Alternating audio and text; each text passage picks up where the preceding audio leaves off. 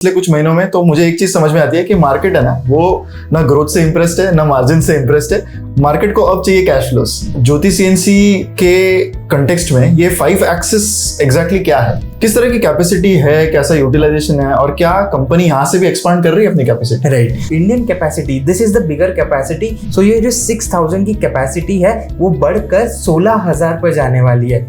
जो ये लेवल का कस्टमाइजेशन कर रहे हैं उसी वजह से यहाँ पे लीड टाइम बहुत ज्यादा है and that is why if you see इस कंपनी के जो इन्वेंट्री डेज है वो काफी हाई है। ऐसा क्या डिफरेंशिएशन है ज्योति के पास, राइट? 2 प्लेयर्स उससे बड़े हैं यहाँ पर। So is there something that Jyoti is doing differently? सारी सिचुएशन यहाँ पर फाइनेंशियल पर्सपेक्टिव से कैसी है, राइट? 5 ईयर का ग्रोथ भी अगर हम देखते हैं तो एक 20% से ज्यादा का ग्रोथ कंपनी ने यहाँ पे किया है। कमिंग जो रेवेन्यू टारगेट्स है कंपनी के वो काफी स्ट्रॉन्ग है।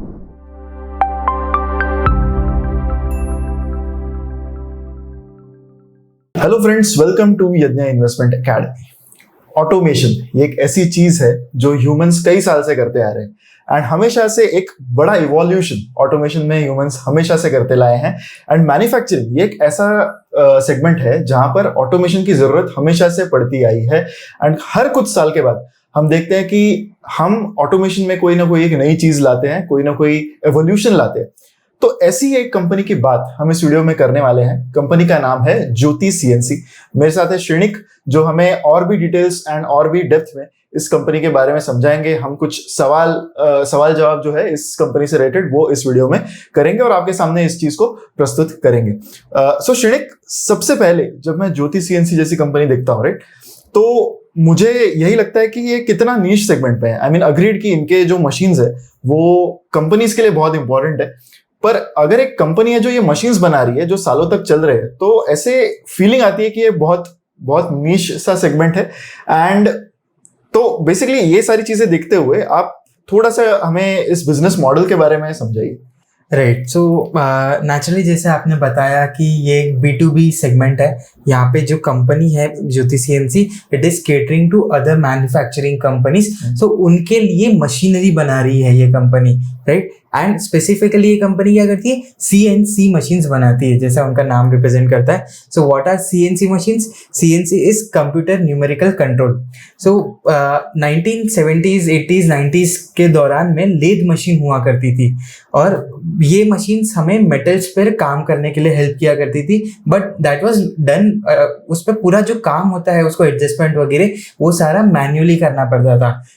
2000s में जब कंप्यूटर रिवॉल्यूशन आया उसके बाद ये CNC का इजाद हुआ कि जो लेथ मशीन्स है उसको कंप्यूटर द्वारा इंस्ट्रक्शंस दिए जाते हैं एंड उससे बन चुकी है हमारी CNC मशीन्स, राइट। सो अब ये CNC मशीन्स करती क्या है, तो कोई भी मेटल है या कोई भी धातु है, राइट, तो उसको अगर आपको कोई भी एक्टिविटी करनी है, लाइक उसको कट करना है, उसको ट्विस्ट करना है, उसको ड्रिल करना है, ऐसी कई सारी एक्टिविटीज आप कर सकते हो। तो ऐसे हर एक्टिविटी के लिए मल्टीपल टाइप्स ऑफ मशीन्स होती है।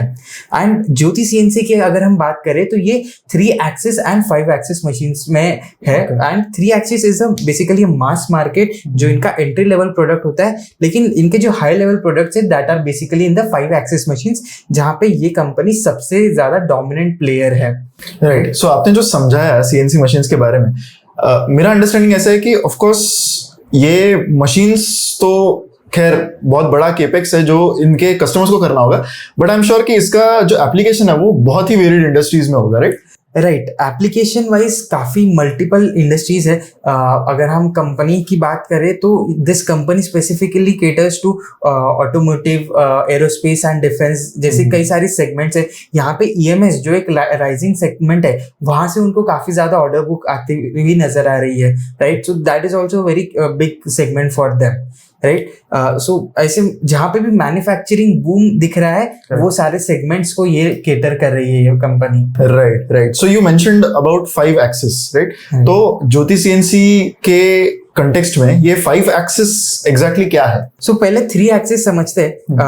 अगर हम उससे भी बेसिक से स्टार्ट करें तो 2 एक्सिस जो हमारे ग्राफ्स होते थे स्कूल में जब हम ग्राफ पढ़ते थे, तो एक X एक्सिस होता है, एक Y एक्सिस होता है, right. These 2 axis are there.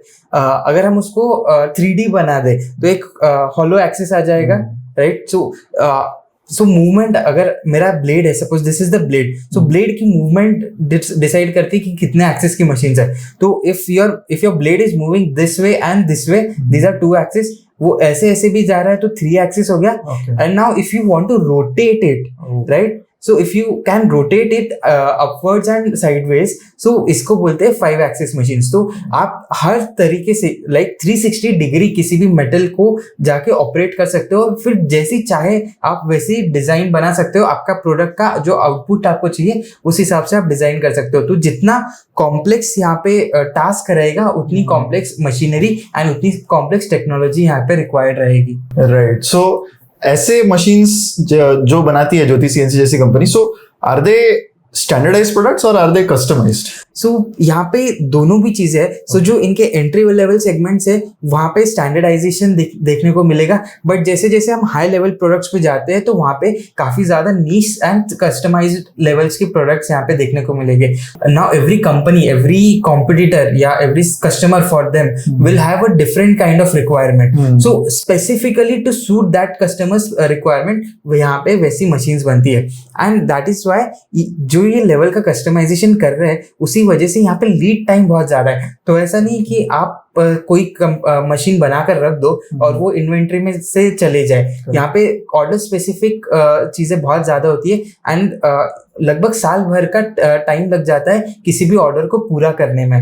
तो आज आपके पास ऑर्डर आता है तो एक मशीन क्रिएट करने में 1 साल से ज्यादा का टाइम लगता है. And that is why if you see इस कंपनी के जो इन्वेंट्री डेज है वो काफी हाई है, right. So and this is very natural in this industry, right. So I am also seeing कि ज्योति सीएनसी जो कंपनी है उसका इस सेगमेंट में बेसिकली 10% मार्केट शेयर है.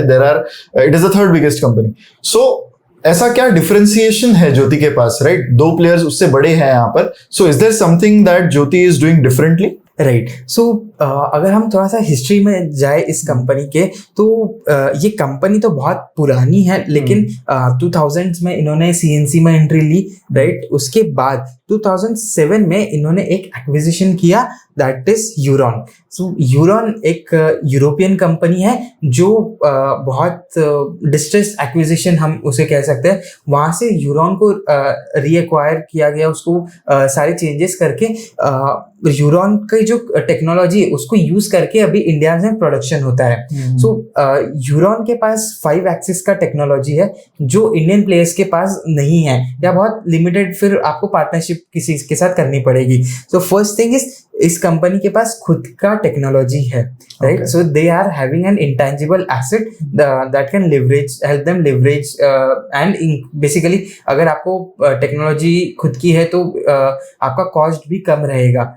मतलब आपको रेवेन्यू शेयरिंग नहीं करनी पड़ेगी as in form of royalty वगैरह, राइट. सो 5 एक्सिस की यहाँ पे उनके पास प्रेजेंस है. प्लस यूरॉन के जो कस्टमर्स है they are spread across the Europe and outside Europe as well. So via यूरॉन कंपनी को बहुत सारे ऑर्डर्स मिलते हैं, राइट. सो कुछ मैन्युफैक्चरिंग प्रेजेंस उनका वहाँ पे भी है in the Europe region as well, but कुछ मशीन्स यहाँ पर इंडिया में बन के एक्सपोर्ट की जाती है. So they are giving that is giving them an export opportunity.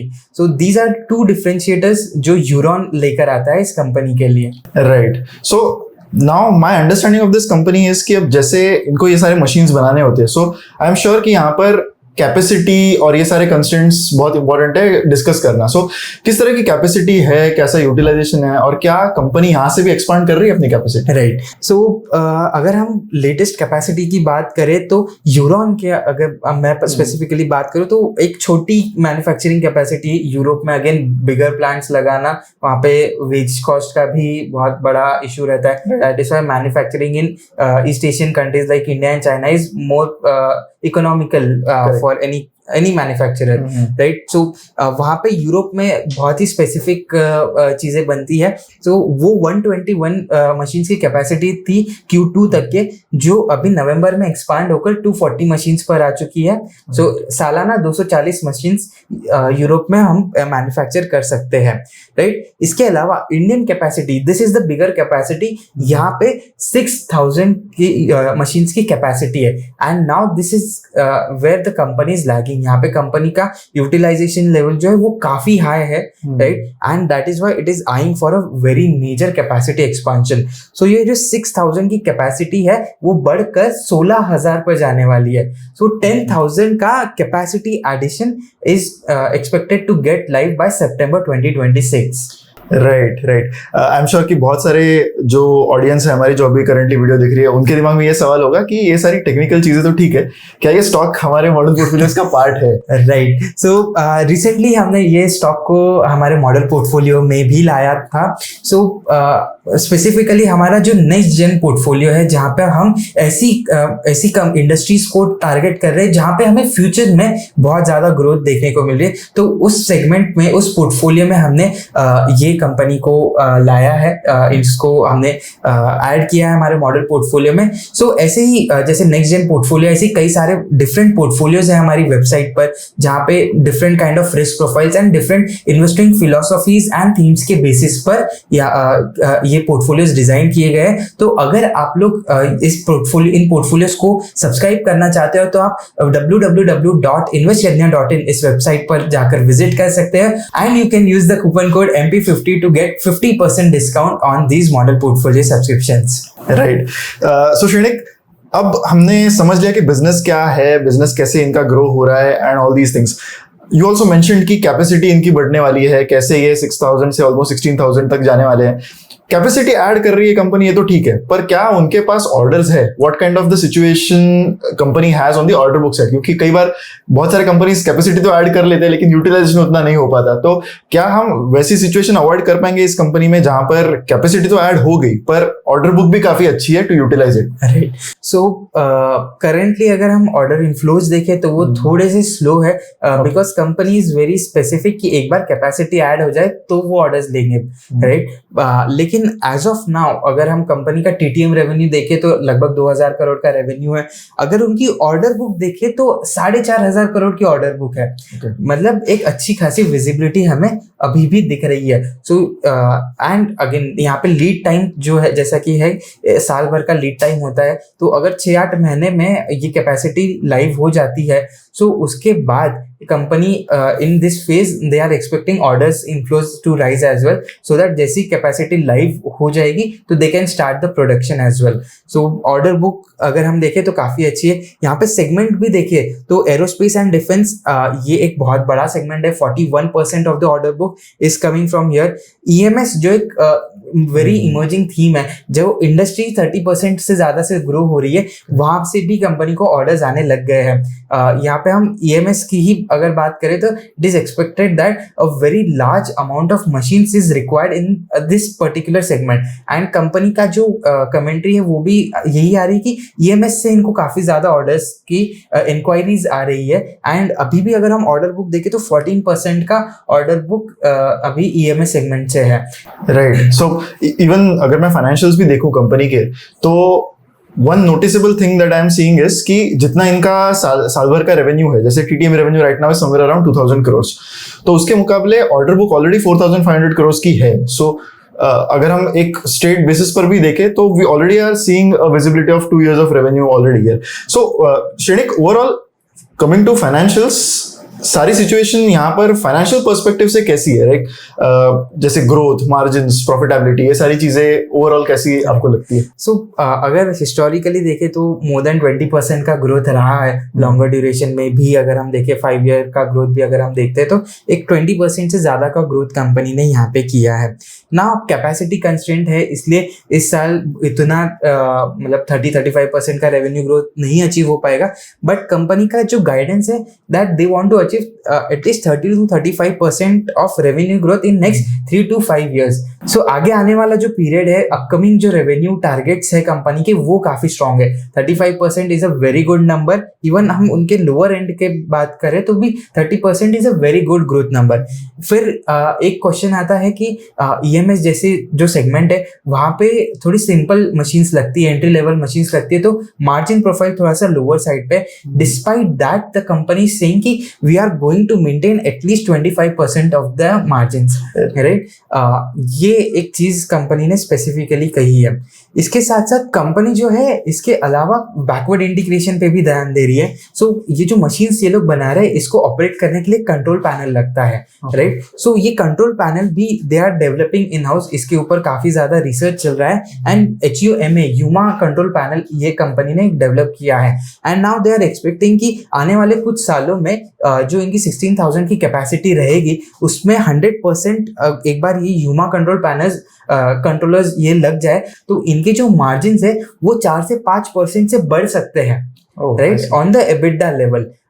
ठीक है, अगर कंपनी का थोड़ा सा सेगमेंट मिक्स या जो entry level and high level का मिक्स चेंज भी हो रहा है towards the downward side, but with the backward integration they can still outperform their margin guidance. ऐसा कंपनी ने खुद ने कहा है कि they are currently being conservative in their margins, right. So that is a very good sign of management as well कि बहुत over promise ना करो मार्जिन्स पे। अगर हम देखें करंटली 27% के मार्जिन्स चल रहे हैं, 26-27% पे, फिर भी कंपनी 25% का गाइडेंस दे रही है।